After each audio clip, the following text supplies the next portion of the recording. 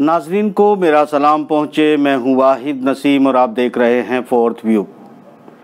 मौजू around the world latest politics क्या चल रही है और जियो पॉलिटिक्स में क्या नए जो डेवलपमेंट है वो हुए हैं और पुतिन का बयान क्या आया है उस पर बात करेंगे और अमेरिका के इलेक्शन के नताइज के बाद क्या अंजाम होने वाला है उस पर भी बात करेंगे। तो हम सबसे पहले दोस्तों कि मैं बताऊं आपको कि अब अमेरिका में क्या होने जा रहा है। नताइज सामने हैं, जो बाइडन जीत रहे हैं वो जीत उनकी डिक्लेयर कर दी जाएगी, मगर उसके बाद क्या होगा इस पर भी बात करेंगे। मगर सबसे पहले बेहद ज़रूरी बात यह है कि मैं आज जो पुतिन ने एक बयान जारी किया है, ये बयान वर्ल्ड एकता के दिन जो है उन्होंने जारी किया है। इस बयान में कहा है कि फ्रीडम ऑफ स्पीच के बहाने, फ्रीडम ऑफ एक्सप्रेशन के बहाने मुसलमानों की भावनाओं को ठेस न पहुंचाया जाए, ये पुतिन की तरफ से बयान दिया गया है। और इसमें उन्होंने काफ़ी लंबी चौड़ी तकरीर की है, जिसमें उन्होंने ये भी कहा है कि भाई हम अपने देश के अंदर भी तमाम मज़ाहिब के लोगों को कहते हैं कि एक दूसरे का एहतराम करें और अपनी जो अक़दामात हैं वो इस तरह से करें कि एक दूसरे के मज़हब को लेकर एक दूसरे के मन में भेदभाव पैदा ना हो, दुश्मनी पैदा ना हो। हम सबको मिलजुल कर रहना है और अपने देश की बुनियाद को मजबूत बनाना है। ये एक सिर्फ बयानबाजी हो ऐसा नहीं है दोस्तों। मैं आपको बताता चलूँ कि कई साल गुजर गए हैं जब पुतिन ने अपने देश के अंदर यानी मॉस्को के अंदर दुनिया का सबसे बड़ा कुरान फेस्टिवल मुनक़िद करवाया था। तो इसका मतलब साफ है कि वो जो कह रहा है उसमें बहुत हद तक सच्चाई मौजूद है। ये सिर्फ बयानबाजी नहीं है बल्कि अमल में दिखाई देता है कि बेसिकली पुतिन क्या चाहता है। एक कुछ राज की बात मैं दोस्तों आज पुतिन के बारे में आपके साथ शेयर करना चाहता हूँ। वो राज की बात क्या है? तमाम दुनिया ये जानती है कि पुतिन एक ऐसे देश का प्रेसिडेंट है जिसे आप कम्युनिस्ट मानते हैं, नास्तिक मानते हैं, किसी खुदा को ना मानने वाले को मानते हैं, मगर पुतिन दरअसल ऐसी ही पार्टी को लीड करते हैं। कम्युनिस्ट पार्टी को लीड करते हुए वो प्रेसिडेंट भी बने हैं और एजेंसी में भी काम किया है जो पूरी तरह से कम्युनिस्टों के बुनियाद पर ही चलती थी। फिर मैं क्यों कह रहा हूं कि शायद कम्युनिस्टों में से पुतिन नहीं है, तो उसके पीछे के एक राज आपको बताता हूं। राज ये है कि पुतिन जब बहुत छोटा था तो अपनी माँ के साथ यरूशलेम गया था। जब यरूशलेम के मुख्य चर्च जो ईसा अलैहिस्सलाम के नाम से जाना जाता है, उस चर्च के अंदर पुतिन की माँ ने पुतिन को एक लॉकेट पहनाया था, जो क्रॉस, जो एक लॉकेट होता है जो अक्सर आपने ईसाई भाइयों को पहने हुए देखा होगा। तो वो जो एक लॉकेट था वो पुतिन को पहनाया गया। पुतिन पहनकर उसको रखते थे। फिर वक्त गुजरता गया। एक वक्त ऐसा आया पुतिन के घर में आग लग गई और पुतिन के घर में जब आग लगी तो बहुत सारा सामान वहाँ पर जल गया और पुतिन काफ़ी तक अफसोस में था कि बहरहाल जो है शायद मेरा वो लॉकेट भी जो कि निकाल के रखा हुआ था वो भी जल गया होगा। मगर जब कुछ आग ठंडी हो गई, बुझा दी गई, चीज़ें गल चुकी थी, जल चुकी थी, मगर लॉकेट का कुछ ना बिगड़ा था और वो लॉकेट को फिर दोबारा हासिल करने के बाद पुतिन काफ़ी खुश हुआ और उसे फिर से अपने गले में पहन लिया। यहाँ एक बात आप समझ लीजिएगा कि अंदरूनी तौर पर इसको पुतिन ने ये समझा कि ज़रूर इसमें ये कोई मिरेकल है, यानी कि वो खुदा पर यकीन ना करे ऐसा नहीं है। खुदा को मानने वाला है, मसलक क्या है, मज़हब क्या है, ये दीगर बात है, मगर क्योंकि ईसाइयत में भी खुदा को एक ही माना जाता है। वो अलग बात है कि आगे चलकर कॉन्फ्लिक्ट पैदा होते हैं। हम इस बात पर नहीं जाते हैं क्योंकि ये नीचे की लड़ाइयाँ हैं। तो यहाँ पुतिन ने इसी वजह से अपनी सत्ता संभालने के बाद धीरे धीरे कम्युनिस्टों के निज़ाम को ख़त्म किया और यहाँ मज़हबों को आज़ादी दी, बल्कि दुनिया इसमें से कई देश अलग हो गए। वो आज अपने आप को मुस्लिम देश के तौर पर देखते हैं और तमाम चीज़ें बदलती चली गई। ये एक बात अगर यहाँ ख़त्म हो जाती तो और बात थी, मगर मेरे तमाम एनालिसिस के पीछे जो वजूहात होती हैं उनके पीछे कोई ना कोई घटना होती है जिसको देखकर मैं फिर तमाम इतिहास में जाने की कोशिश करता हूँ और ये समझने की कोशिश करता हूँ कि दरअसल इसके पीछे क्या है और आगे चलकर क्या हो सकता है। तो मैं एक तवील मुद्दत पहले जब पुतिन तुर्की गया, तुर्की के बाद सीरिया गया, सीरिया जाने के बाद यहाँ के इस पूरे दौरे के अंदर पुतिन ने सैयद माफ़ कीजिएगा, सुल्तान सलाहुद्दीन अय्यूबी के मज़ार का दौरा किया और वो बिल्कुल तन्हा थे, एक दो अधिकारी उनके साथ था। और मैंने जो चमक देखी थी मिस्टर पुतिन के चेहरे पर सुल्तान सलाहुद्दीन अय्यूबी के मज़ार पर, तो मैं उस वक्त ये आकलन करने की कोशिश कर रहा था कि दरअसल इस वक्त पुतिन के मन में क्या चल रहा है। अल्हम्दुलिल्लाह ये सलाहियत मुझे परवरदिगार ने बख्शी है कि जब किसी का चेहरा मेरे सामने आता है तो मैं उसे स्कैन करने की कोशिश करता हूँ और लगभग 90% अंदाजे लगा लेता हूं कि इस वक्त इसके मन में क्या चल रहा है। ये अल्लाह ने मुझे सलाहियत बख्शी है। तो मैं उस वक्त पुतिन के चेहरे को देख रहा था और पुतिन के चेहरे को देखकर मैंने पढ़ने की कोशिश की। उसी के बुनियाद पर मैंने तमाम आगे के बारे में आपको बताया कि आने वाले दिनों में ये एक तवील मुद्दत की बात है, जब ये सुरसुराहट भी नहीं थी, सुगबुगाहट भी नहीं थी, तब मैंने कहा था कि तुर्की ज़रूर जो है वो आगे बढ़ेगा और खिलाफत उस्मानिया का ऐलान करेगा, क्योंकि इसके पीछे की सोच और उस चमक को जो मैंने देखा था, उसके पीछे के पूरे प्लान को समझने की मैंने कोशिश की थी, वो यही थी। देखिए, माफ़ कीजिएगा, अगर आप बहुत बुद्धिजीवी होते हैं, बहुत अक्लमंद हो जाते हैं और तमाम मज़ाहिब को पढ़ते हैं, किताबों को समझते हैं, तो आपको बहुत चीज़ें समझ में आ जाती हैं कि दरअसल कॉन्फ्लिक्ट कितना है, हमें कितनी नफ़रत होनी चाहिए या नहीं होनी चाहिए, खुदा कौन है, पैगंबर कौन है। यहाँ एक बात और मैं कहता चलूँ कि देखिए, पुतिन ने अपना रोल अदा किया कि ये कह दिया कि भाई आप जो है तमाम हम मज़ाहिब के साथ हमको मिल के जुल कर रहना चाहिए, एक दूसरे के प्रति हमको नफ़रत नहीं होनी चाहिए और मुसलमानों को शर्मिंदा करने के लिए, उनको नीचा दिखाने के लिए किसी तरह की फ्रीडम ऑफ स्पीच या फ्रीडम ऑफ एक्सप्रेशन का बहाना नहीं बनाना चाहिए। मगर ऐसा हो रहा है और ऐसा होगा भी। और ये सिर्फ यही नहीं, दुनिया भर में हो रहा है। कुछ एक देश हैं जो ये बात समझते हैं कि ऐसा नहीं होना चाहिए, मगर ज़्यादातर देश ख़ास तौर से मुसलमानों को टारगेट कर रहे हैं, उन्हें शर्मिंदा करने की कोशिश कर रहे हैं। और ये अंजाम इसका क्या होगा ये तो अल्लाह बेहतर जानता है। थोड़े थोड़े अंदाजे जो हमको हैं, हम उस पर ज़रूर अपना तज्जिया करने की कोशिश करते हैं और समझने और समझाने की कोशिश करते हैं कि इसके नताइज क्या आने वाले हैं। तो यहाँ दोस्तों, ज़बान से पॉलिटिशियंस जो हैं वो ज़बान से कुछ कहते हैं और करते कुछ हैं। कुछ ऐसे पॉलिटिशियंस हैं जो ज़बान से कहते हैं वही करते हैं। तो इसमें से मैं अब थोड़ा सा, अब मेरे ख्याल से मैं ये आपको बताता चलूँ कि ये रुख जो है, जहाँ आज जिस लीडर को पहचान कर तमाम यकजहती और तमाम चीज़ों को, आलम इस्लाम को जिस तरफ जाना चाहिए था, वो उसके बरखिलाफ चल खड़ा हुआ है। तुर्की भी अगर यहाँ टकराव की सिचुएशन रशिया के साथ पैदा करता है तो शायद वो अपना भी नुकसान करेगा और आलम इस्लाम का भी नुकसान करेगा। ये मेरा अपना आकलन है। अलबत्ता ये है कि जो लोग इन मीठे बातें करने वालों के पास चले गए हैं, तो इनकी हकीकत ये है कि अभी देखिएगा कि ट्रंप के साथ मोदी जी ने काफ़ी कैंपेन किए, हावड़ी मोदी हुआ, अब की बार ट्रंप सरकार, ये सब चीज़ें होने के बावजूद जो जूनियर ट्रंप है, तो उसके बेटे ने जो नक्शा जारी किया है, उस नक्शे में अपनी नाराज़गी जाहिर करते हुए जो कुछ भी कहा है, वो उसमें आप उस नक्शे को देख सकते हैं, जिसमें गिलगित बाल्टिस्तान सहित कश्मीर जो पाकिस्तान के पास है, जो हिंदुस्तान के पास है, इस तमाम कश्मीर को एक अलग टेरिटरी दिखाया गया है। ये ट्रंप के बेटे द्वारा इसको ट्वीट किया गया है, इस नक्शे को जो आप देख रहे हैं। और ये बात सिर्फ अगर हम बात करें कि ये ट्रंप के बेटे ने किया है, तो एक बात और हम चलते हैं थोड़ा सा आगे की तरफ के सऊदी अरब ने भी जो अपना नया रियाल जो है वो 20 रियाल जारी किया है, उसमें जो नक्शा दिखाया है, सही ठीक इसी तरह का मैप उसमें भी जारी किया गया है। वर्ल्ड मैप में गिलगित बाल्टिस्तान और दोनों कश्मीरों को मिलाकर एक अलग देश दिखाया गया है।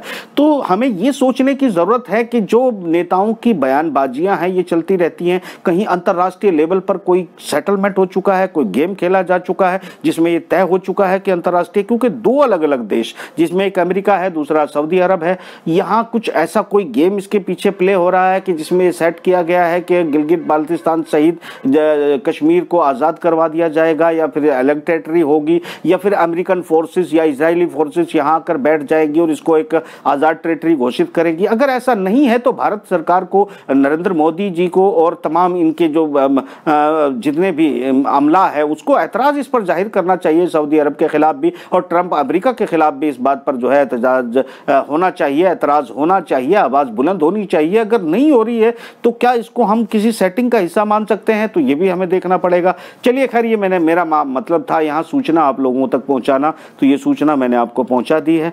आगे हम इससे आगे बढ़ते हैं कि अब हम आते हैं, अब आगे अंजाम क्या होगा अमेरिका में। अमेरिका के जो सूरत हाल हुई है उसमें नाज़रीन आपको याद होगा कि मैंने पहले ही कहा था कि ट्रंप जो है वो हारेगा, मगर वो हार मानेगा ये ज़रूरी नहीं है। ये अलबत्ता मैं मानता हूँ कि बाइडेन जो है वो इलेक्शन जीत चुका है, उसको इलेक्शन घोषित भी कर दिया जाएगा, प्रेसिडेंट भी बना दिया जाएगा, मगर इससे नताइज क्या होंगे ये सोचने की बात आज बहुत इंपॉर्टेंट होगी आपके लिए।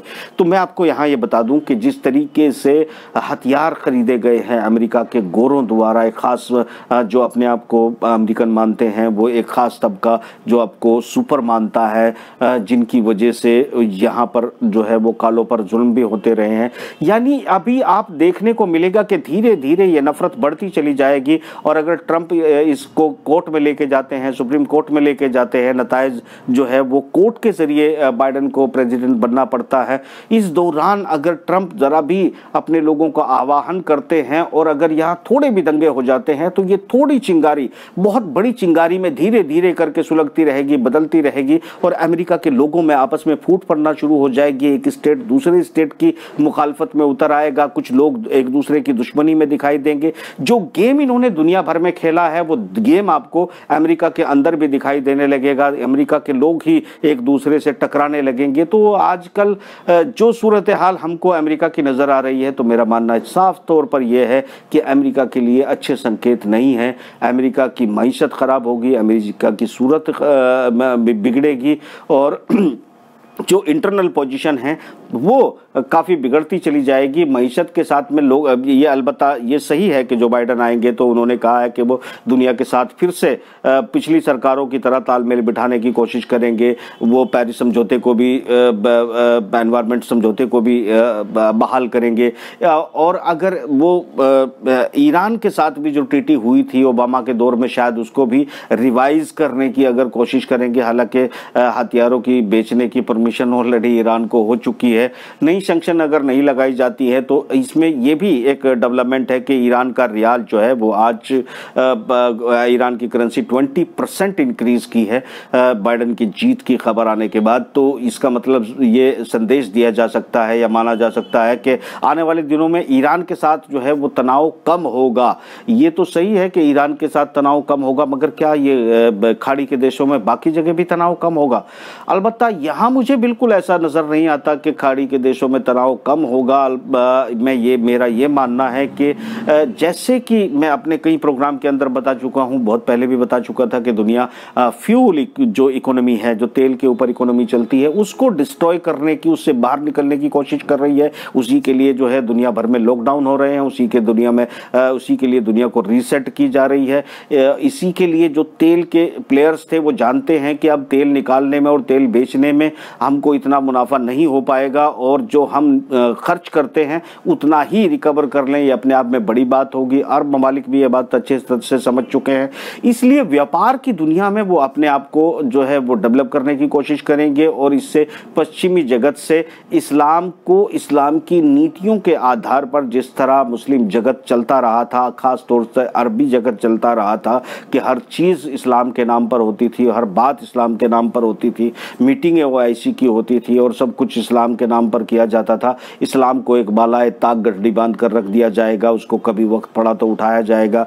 अब इस्लाम को लोग जो है कल की बात समझेंगे, और एक नया बिजनेसमैन मुसलमान खड़ा होगा, और मुसलमान जो है वो बिजनेस की तरफ पूरी तरह दौड़ेगा, जिसमें इजराइल और पश्चिमी जगत शामिल होंगे। धीरे धीरे कुछ लोग जो कि आज भी अगर माइग्रेट करके जाते हैं विदेशों में, पैसा कमाना चाहते हैं।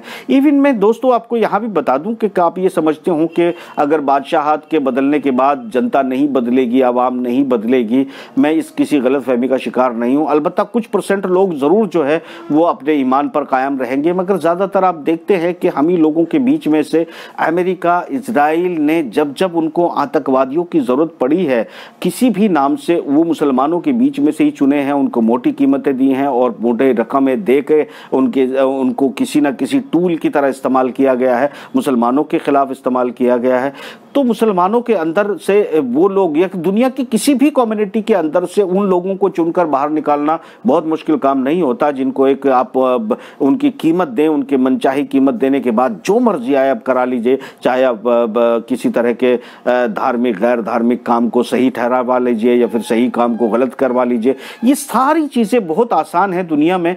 दुनिया ये सही है कि पैसा बहुत कुछ अपना काम करता है, अलबत्ता पैसे के दम पर ही बहुत सारी जो आवाम होती है। देखिए एक बात मैं मानता हूँ कि नास्तिक जैसी कोई चीज़ होती नहीं है। दिल के अंदर कहीं ना कहीं किसी ना किसी खुदा का रूप हर किसी के अंदर होता है, मगर इसमें किसी भी मजहब किसी भी दायरे में किसी को फना करने की बात नहीं की जाती है। अलबत्ता सबको समझाकर सीधे ट्रैक पर, मानवता के ट्रैक पर, अच्छे सुधार के ट्रैक पर लाने की बात की जाती है। उसके बावजूद लोग एक दूसरे को नीचा दिखाने की बात करते हैं, एक दूसरे के मजहब पर लांछन लगाते हैं, एक दूसरे को फना करने की बात करते हैं। दरअसल ये कहाँ से आती है? ये सारा प्लान का हिस्सा होता है। ये सब कुछ एक प्लान होता है मामला।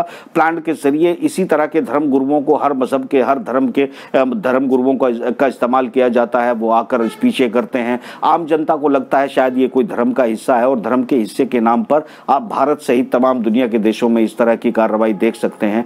अलबत्ता इस सब के पीछे मईशत होती है, इस सब के पीछे इकोनॉमी होती है, इसके पीछे एक गेम होता है, पावर गेम। मैंने एक एपिसोड में पूरी तरह से आप सबको बताया है कि वो पावर गेम खेलने वाले मात्र कितने से लोग हैं और वो किस तरह लोगों का इस्तेमाल करते हैं। उससे पहले भी मैंने बताया था कि चाहे वो चीन के साथ अफीम वार हो, चाहे फिर वो पूरी दुनिया पर काबिज होना ब्रिटेन की हुकूमतों का, उसके बाद गोल्ड का खरीदना रोथशाइल्ड द्वारा, उसके बाद तमाम बैंकों की बुनियाद रखना, बैंकों को खड़ा करना, कंपनियों को बनाना, ये सारा का सारा एक मईशत होता है। और धर्म को हमेशा इसमें जो है टूल की तरह इस्तेमाल किया जाता रहा है।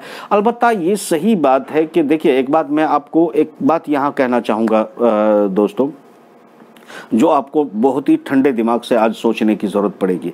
मैं ये आपको बताया है, दोबारा एक बार फिर इसको रिवाइज कर देता हूँ इस बात पे आने से पहले कि अमेरिका एक सीधे ट्रैक पर जाएगा, ऐसा मुझे नज़र नहीं आ रहा है।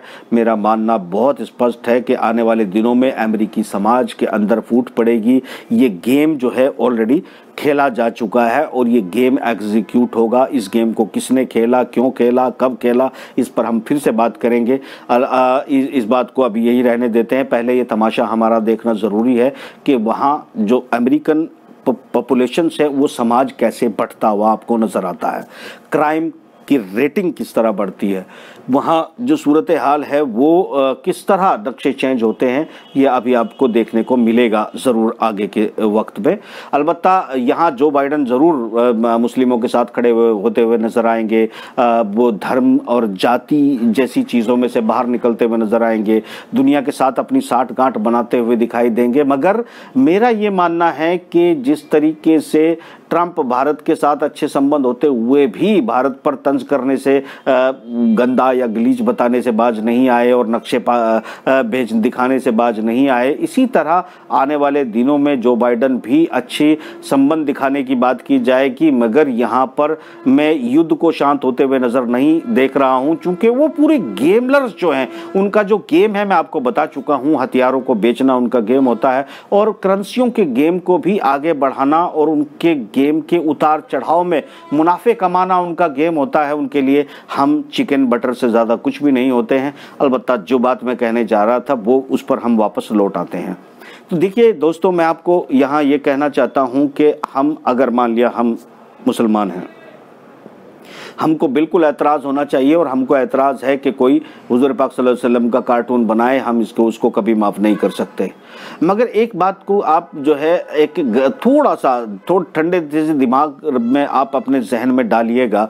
अगर इब्राहीम अलैहिस्सलाम या फिर यूसुफ अलैहिस्सलाम या फिर दाऊद अलैहिस्सलाम, मूसा अलैहिस्सलाम या ईसा अलैहिस्सलाम के कोई कार्टून बनाता है या उनकी बेहुरमती कोई करता है, ये हम कैसे बर्दाश्त कर रहे हैं और क्यों हम बर्दाश्त करते आए हैं? क्यों हम ये कह देते हैं कि ये तो यहूदियों के नबी थे, ये तो ईसाइयों के नबी थे, जबकि कुरान पाक ये कहता है कि हम जो है ये नबी थे और ये खुदा के नबी थे, ये खुदा के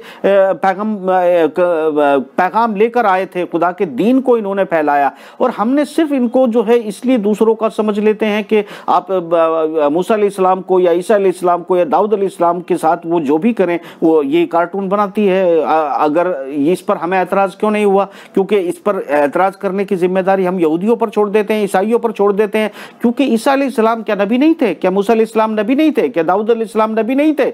ये तमाम नबियों को अगर हमने हम जो कुरान हमको कहता है उस नबूवत के हिसाब से देखा होता और उनके एहतराम के लिए भी हमने उसी तरह की आवाज़ें बुलंद की होती, तो याद रखिएगा दोस्तों, आज दुनिया में आपके खिलाफ इतनी नफरत न पाई जाती, आपके खिलाफ जो है मुसलमान और इस्लाम को पढ़ने वालों की और समझने वालों की तादाद और ज़्यादा होती।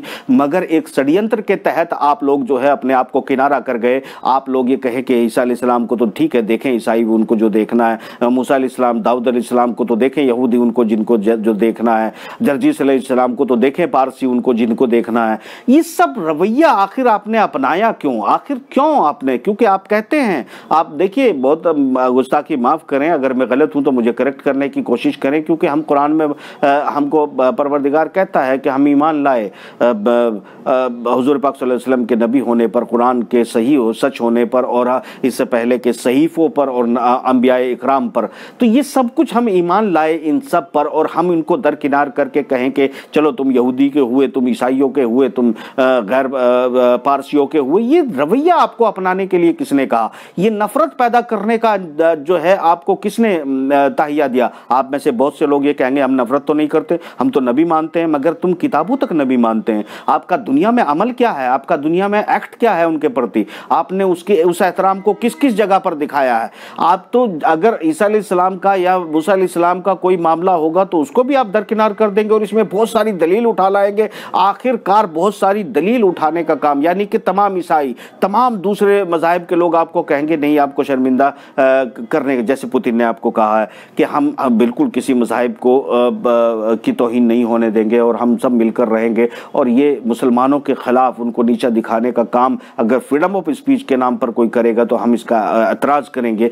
ये बात कभी अगर कोई ईसाइयों के मज़ाहिब के बारे में कुछ कहेगा तो हम उस पर एतराज़ करेंगे, क्योंकि ईसा अलैहिस्सलाम को हम नबी मानते हैं। कभी किसी मुसलमान ने आवाज़ उठाई? किसी आप में से, मैं देखिए उनका नाम नहीं लेना चाहता हूं जिनका मैं, आप लोग समझ रहे हैं, आप लोग रीड करिएगा, हो सकता है मैं गलत हूं, मुझे करेक्ट करिएगा। अगर आप लोग गलत हैं तो अपने आप को करेक्ट करिएगा और सुधारिएगा। इंशाअल्लाह दुनिया सुधरेगी, ईमान सुधरेगा और आपकी ताकत में बढ़ोतरी होगी, आपकी इज्जत में इजाफा होगा। ये बात अगर मैं कह रहा हूं इसको संजीदगी से सोचिएगा। देखिए हम लोगों ने क्या किया है, हमने इस्लाम को अपनी संपत्ति बना लिया है। हमने मुसलमान, जिसका मतलब हिंदी में आज्ञाकारी होता है, उसको हमने अपने लिए एक लफ्ज़ और एक टैग बना लिया है। हमने किस तरीके से कम्युनिटीवाद को फैला दिया है। हमें कम्युनिटीवाद को नहीं, तमाम दुनिया तक इस पैगाम को लेकर जाना था, वो भी अमन के रास्ते, वो भी मोहब्बत के रास्ते। मगर मोहब्बत के बजाय हम दूसरों से नफरत दिखाएंगे, लोग हमसे मोहब्बत करते रहेंगे। ये कैसे मुमकिन हो सकता है? ये कैसे मुमकिन हो सकता है? आप में से बहुत सारे फतवा लेके आ जाएंगे, बहुत सारे मुझ पर भी तनकीद करना शुरू कर देंगे, बहुत सारे ऐसे मसाइल निकाल देंगे कि आप हाथ मिलाना भी नाजायज तक बता देंगे। ये रवैया ही तुम्हें दुनिया के अलग थलग मामलों में लेकर चला गया है। आज ये है कि जिनको तुम कायद मानते थे 1973 तक, ईरान इसी इजराइल की गोद पर बैठकर डांस करता था, हिजबुल्लाह को इन्हीं की रक्षा के लिए बनाया था। आज सऊदी अरब उसी जो है, सऊदी अरब सहित तमाम अरब ममालिक जो है वो धीरे धीरे इजराइल के साथ जा रहे हैं, अपनी दोस्ती कर रहे हैं। इसी इजराइल के नाम से पिछले 100 सालों से लगातार आप लोगों को गुमराह करते रहे, धोखा देते रहे और इनके नाम की दुआएं मस्जिदों में करवाते रहे। आज जो इमाम, जो लोग इनकी बैतुल मुक़द्दस की आज़ादी की दुआ करवाते थे, जो लोग जो है मस्जिदों में इनकी हिफाजत की बात करते थे, इनको पैसे देने, फंड देने की बात करते थे।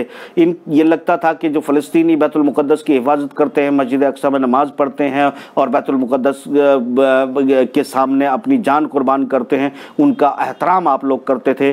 कुछ दिनों में कुछ लोग अभी उन पर गाली देने लगे हैं, कुछ लोग उन्हें बुरा कहने लगे हैं, कुछ लोग उन्हें फसाद की जड़ बताने लगे हैं। ये तमाम अमन आपको ईमान के बदले चाहिए था।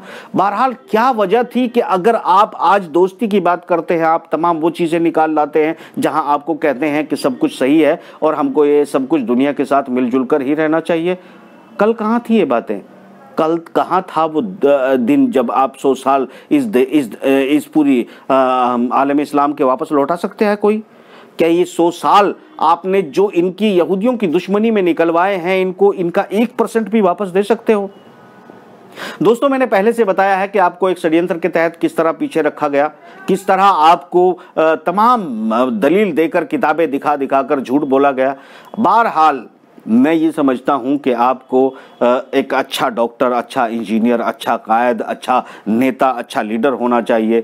मैं बहुत सारे लीडरों के साथ बैठकर उनको जियोपॉलिटिक्स भी समझाना चाहता हूँ, सिखाना चाहता हूँ कि उनके मूव कैसे हों। जिस तरह आपको याद होगा इसी प्रोग्राम के अंदर मैंने किस तरह की चीज़ों को बयान किया है और कितनी बारीकी से नाप तोल किया है, वो सब चीज़ों को इन लीडरों को सिखाना चाहता हूँ। मगर आप लोगों को ना कोई लीडर चाहिए, ना ही आप लोगों के लीडरों को कोई कायद चाहिए, ना टीचर चाहिए। दरअसल आप लोग सब लोग जो हैं वो पैसे के पीछे भाग रहे हैं या फिर किसी मसलक के पीछे भाग रहे हैं, और ये समझे बगैर कि तुम किसका पीछा कर रहे हो और किस बात को तुम मान रहे हो और किस चीज़ को तुम फॉलो कर रहे हो। एक अंधी बयार है जो बहे जा रही है, जिधर से एक भेड़ों के सामने से जो चरवाहा है वो जिधर से गुजर जाता है भीड़ उधर से गुजर जाती है, वो जिधर से मुड़ जाता है भेड़ उधर से मुड़ जाती है। अरे तुम भेड़ नहीं हो, अल्लाह ने तुम्हें इंसान बनाया और कुरान में बार बार पुकारा है, ए अकल वालो, यानी कि तुम अकल रखते हो, अकल का इस्तेमाल करो और आगे बढ़ो, दुनिया को खूबसूरत बनाओ। अभी हमारे हाथ से कुछ बाहर नहीं गया है, हम इंशाल्लाह इसको फिर से वापस कंट्रोल करके दुनिया को एक खूबसूरत बना सकते हैं, दुश्मनियां खत्म कर सकते हैं। फिलहाल कहना बहुत कुछ था, कुछ बिना कहे समझ लीजिएगा और मुझे इजाजत दीजिएगा। खुदा हाफिज।